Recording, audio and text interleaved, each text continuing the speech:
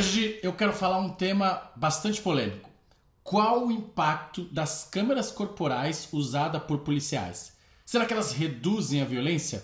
Será que elas salvam vidas? Ou será que elas atrapalham o trabalho da polícia que deixam de agir com medo de alguma represália ou ter as imagens usadas contra eles? E para quem não sabe, essa discussão está muito quente porque ela coloca em rota de colisão o governador de São Paulo, Tarcísio de Freitas, e o governador de Goiás, o Ronaldo Caiado.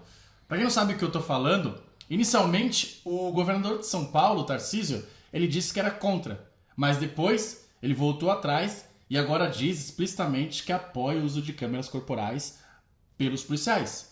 Enquanto que o Ronaldo Caiado, o governador de Goiás, ele disse que tem essa posição firme, mantém a posição dele contrária e que a PM dele jamais vai usar câmera. E aí, quem tá certo? Para responder isso, eu não vou ficar aqui apenas repetindo discursos vazios de políticos, eu vou usar um estudo que fez essa análise. Porque se você me conhece, você já sabe que é isso que eu faço. Eu pego um tema e olho o que mostram os dados, o que mostram os estudos. E aí eu explico de uma maneira didática. De forma que a minha opinião vale muito menos do que o que os estudos dizem. E por que eu faço isso? Porque, para quem não sabe, eu sou economista, formado pela Fundação Getúlio Vargas. Eu tenho um mestrado em economia e eu estou terminando um PhD em economia pelo INSPER. Ou seja, eu defendo e vivo, né? Eu aprendi muito a viver a ciência econômica, a consumir pesquisa e etc. Então, se você gosta desse tipo de conteúdo e quer entender mais sobre economia, deixa o like aqui, se inscreve porque é importante, segue o canal e envia para o amigo que também quer aprender mais sobre isso. Então, para responder qual o impacto da câmera dos policiais, eu vou utilizar o seguinte estudo. Um estudo chamado Avaliação do Impacto do Uso de Câmeras Corporais pela Polícia Militar de São Paulo, que foi realizado por pesquisadores da FGV de São Paulo, entre eles a Joana Monteiro e o Leandro Piquet, que são referências na área de segurança pública. Então, esses caras sabem o que estão fazendo e sabem o que estão falando. E antes da gente ver o resultado, vamos entender o que poderia acontecer quando um policial começa a usar uma câmera. Existem duas hipóteses principais. A primeira hipótese é que as câmeras têm o poder de reduzir o uso excessivo da força. Quando o policial e o cidadão sabem que estão sendo gravados, ambos tendem a se comportar melhor. O policial segue os protocolos e o cidadão evita resistir à abordagem. O resultado, nesse caso, seria menos violência, menos mortes e mais confiança na polícia. Mas há uma segunda hipótese, que é uma preocupação legítima, que precisa ser discutida sim. Alguns argumentam que, sabendo que estão sendo gravados, os policiais podem se sentir inibidos, né? E agir menos em algumas situações críticas. Então eles passam a deixar de atuar, temendo que suas ações sejam mal interpretadas ou usadas contra eles. Isso é preocupante, porque de nada adianta reduzir a violência se a polícia não age quando precisa proteger a população. E agora eu te pergunto, qual dessas duas hipóteses você acha que se confirmou? Vamos ver o que os dados mostram. E para responder essas perguntas, os pesquisadores da FGV e da USP, né, a Joana Monteiro, o Leandro Piquet e os coautores, eles analisaram o programa Olho Vivo. Para quem não sabe, é um programa que começou em 2020 em São Paulo, na PM de São Paulo, e foi se expandindo gradualmente para diversas companhias, né, da PM de São Paulo. Primeiro eles começaram com 3 batalhões, depois expandiram para mais de 18 batalhões e hoje já são mais de 10 mil câmeras em operação. Daí os pesquisadores coletaram dados de indicadores importantes, como mortes por intervenção policial, lesões corporais provocadas por policiais. E por que esses dados especificamente, né? Porque eles vão olhar se, após o uso das câmeras por esses batalhões, houve uma queda nesses números de mortes por intervenção policial e lesões corporais provocadas por policiais. Agora, muita gente sempre diz, mas isso daí é correlação, não é causalidade. Como provar que as câmeras causaram a redução da violência? Ou seja, como evitar a desculpa de que foi só coincidência, de que foi só uma correlação? Um método usado foi o famoso diferenças em diferenças, né? Chamado alguns aí, para quem conhece a econometria, né? Que é a área da economia que analisa isso, o famoso diff em diff. Então, mas eu explico aqui com detalhe. É o seguinte, você tem um grupo de tratamento, ou seja, os batalhões que receberam as câmeras. Daí esse grupo que é o que a gente quer analisar. E a gente tem o grupo de controle, que são os batalhões que não receberam as câmeras. Se esses dois grupos, né, o de tratamento e o de controle, são semelhantes em quase tudo, significa que se após a intervenção da política pública houver uma diferença entre elas, em alguma medida analisada, então ela foi causada por essa política pública.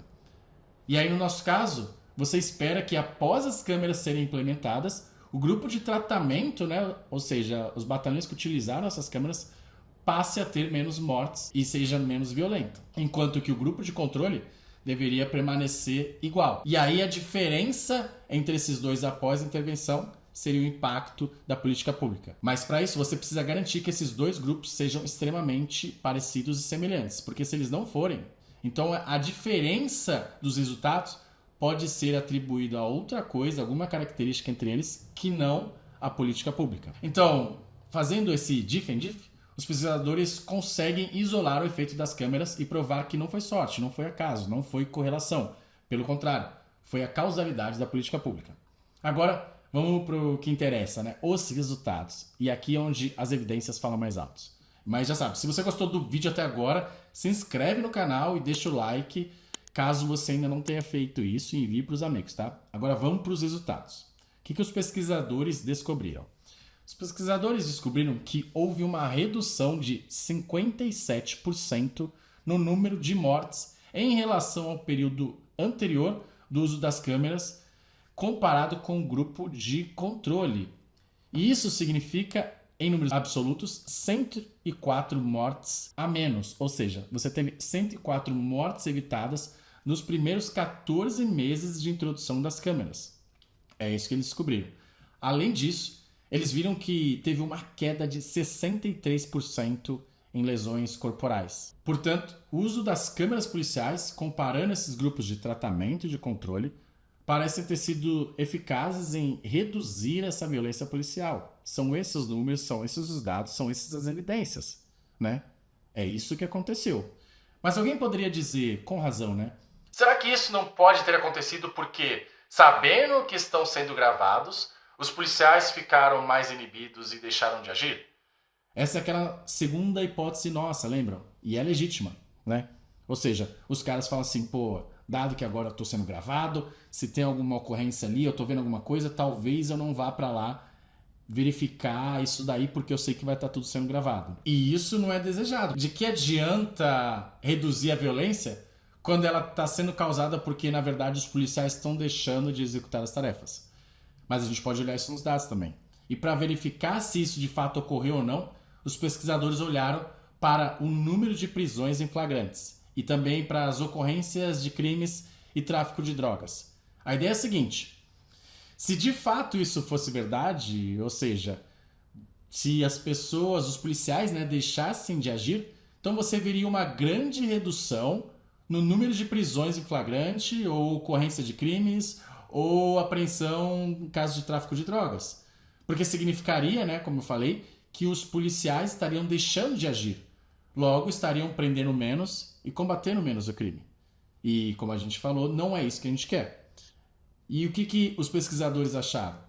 Eles encontraram que não há evidência de redução do esforço policial por causa das câmeras. Ou seja, o nosso primeiro resultado lá, as câmeras reduziram a violência sim, mas os policiais não pararam de agir. Eles continuaram prendendo bandidos, apreendendo drogas, e o resultado é esse: mais eficiência com menos violência. Mas lembre-se, esse é apenas um dos estudos. E no próprio artigo que você pode encontrar na internet, basta digitar aí o nome que eu falei no Google, os pesquisadores resolveram sintetizar alguns achados já na literatura, né, que existe de consenso. E o que mais existe de consenso nos outros estudos? Bom, de acordo com a literatura, o uso de câmeras policiais está associado sim à diminuição de queixas na população e aumento de satisfação dos policiais ao usá-las. Exatamente isso. Os próprios policiais, ao redor do mundo, diversos países que isso já foi implementado, aprovam o uso das câmeras. Não por coincidência, em praticamente todas as polícias militares dos países envolvidos utilizam câmeras no seu dia a dia. E como é a aceitação por parte aí das pessoas?